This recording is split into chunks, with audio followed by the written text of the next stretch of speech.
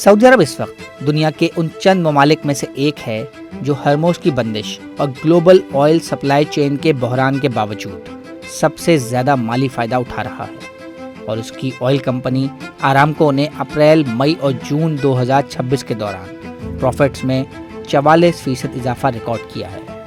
مگر سوال یہ ہے کہ دنیا کی تیل کی مارکیٹس تو دباؤ کا شکار ہیں، تو پھر سعودی عرب آخر اتنا منافع کیسے کما رہا ہے؟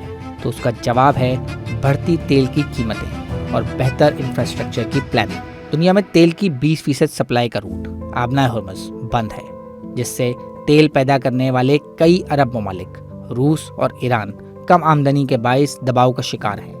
وہیں ایسے ممالک بھی ہیں جو اس وقت اپنی سپلائی کو یقینی بنا کر بڑھتی ہوئی قیمتوں سے اندھا پروفٹ کما رہے ہیں، اور اس کی سب سے بڑی مثال ہے تیل کی سعودی کمپنی آرامکو، جس نے 2026 کی دوسری سہ ماہی کے آمدن میں 44% اضافہ ریکارڈ کیا ہے۔ آرامکو کا نیٹ منافع صرف 3 مہینوں میں 22.67 بلین ڈالر سے بڑھ کر 32.69 ارب ڈالر تک پہنچ گیا ہے۔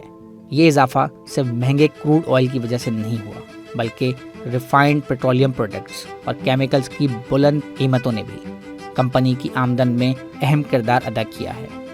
سعودی عرب کی سب سے بڑی طاقت یہ ہے کہ اس نے کئی سال پہلے ہی اس قسم کے خطرات کو مد نظر رکھتے ہوئے متبادل ایکسپورٹ سسٹم تیار کر لیا تھا۔ ملک کی مشرقی آئل فیلڈ سے تیل کو ایسٹ ویسٹ پائپ لائن کے ذریعے سیدھا ریڈ سی کے بندرگاہ ینبوک تک پہنچایا جاتا ہے۔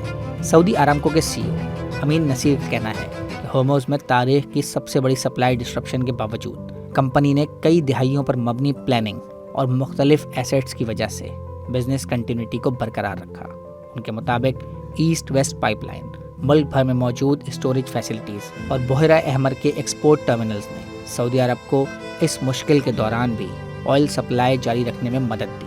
آرامکو کے مطابق خطے میں تناؤ کے باوجود کمپنی نے اس سہ ماہی میں 94.4% سپلائی ریلائبلٹی برقرار رکھی، یعنی کمپنی اپنے زیادہ تر انٹرنیشنل بائرز کے کانٹریکٹس وقت پر پورے کرتی رہی۔ اسی وجہ سے چین، بھارت، جاپان اور ساؤتھ کوریا جیسے بڑے خریداروں کا سعودی تیل پر اعتماد مزید مضبوط ہوا۔ لیکن ایسا نہیں کہ سعودی عرب کے لیے تمام خطرات ختم ہو گئے ہیں، بلکہ بحیرہ احمر، جو اب سعودی تیل کی سپلائی کی اہم لائف لائن ہے، اس وقت حوثی باغیوں کے ریڈار پر ہے، اور انہوں نے سعودی آئل ٹینکرز کو روکنے کے ساتھ ساتھ ینبو پورٹ پر بھی حملہ کیا ہے۔